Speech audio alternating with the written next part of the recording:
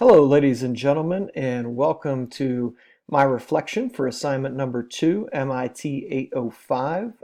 My name is Kurt Stubbs. My question that I was researching throughout this project was, what resources are available to promote social and emotional learning for middle school students? The things that I learned from this assignment. First of all, there is a lot to social and emotional learning. There's a lot of information out there. When I began researching, I was kind of overwhelmed by the amount of information there was. So I had to sort through the information to find out what was credible, what I wanted to use in my research. So that was definitely something that I learned.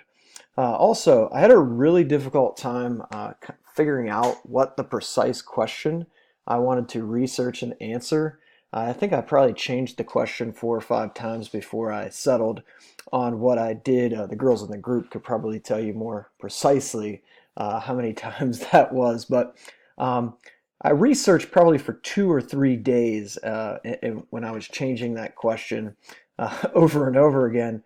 Finally, my research that I started to become really interested in just shaped the question that I wanted to answer. Another thing that I learned was I already have some strategies in place and resources that I'm already using. I guess I just need to take the next step, specifically with my E plus R equals O, event plus response equals outcome. I already have a lot of resources in place with this. I've researched this long before this project, but now it's just kind of that time to roll it out. I bring it up probably at least once a day, or maybe 4 times a week probably. I have it pasted on my back bulletin board, so I reference it quite a bit. It goes right along with that social and emotional learning, pressing pause and figuring out how your response can possibly change the outcome of the event. So that is definitely one thing that I want to roll out. Peer collaboration and feedback is a great way to learn.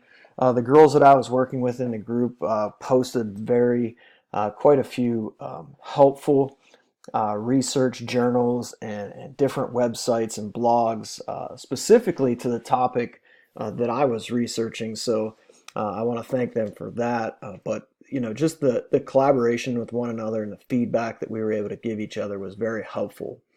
Another thing that I learned was that social and emotional program helps to build the 5 key components proposed by Collaborative for Academic, Social, and Emotional Learning, which they've already have one of these programs rolled out in Portugal.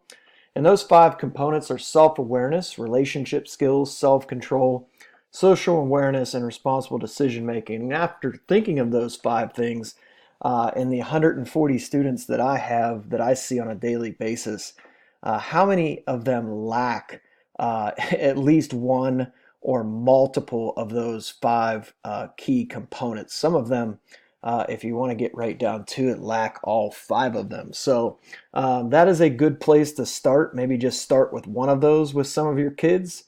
So that is another thing that I learned.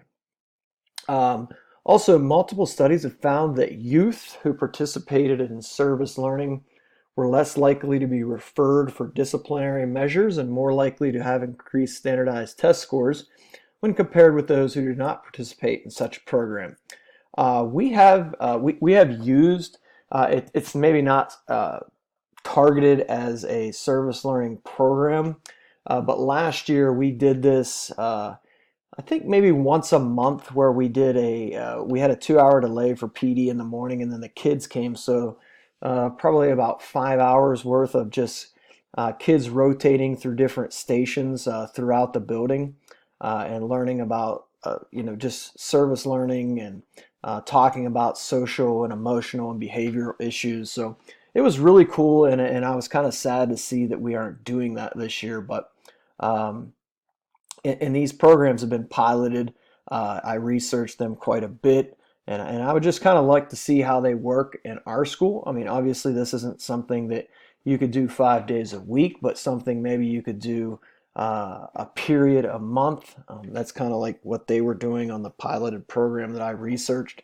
So I'd just be kind of interested to see how this would roll out in our school. As far as apps goes, I did find quite a few apps for social and behavioral, but they were more geared towards the elementary level kids. So, and I highly doubted a lot of these systems would work with junior high kids. So, I guess I was a little bit disappointed in the apps that I came across.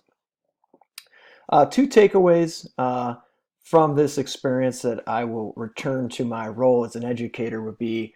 Uh, Being more aware of my students wanting step-by-step instructions uh, on assignments. This is something that I found out through this assignment that I even want that myself.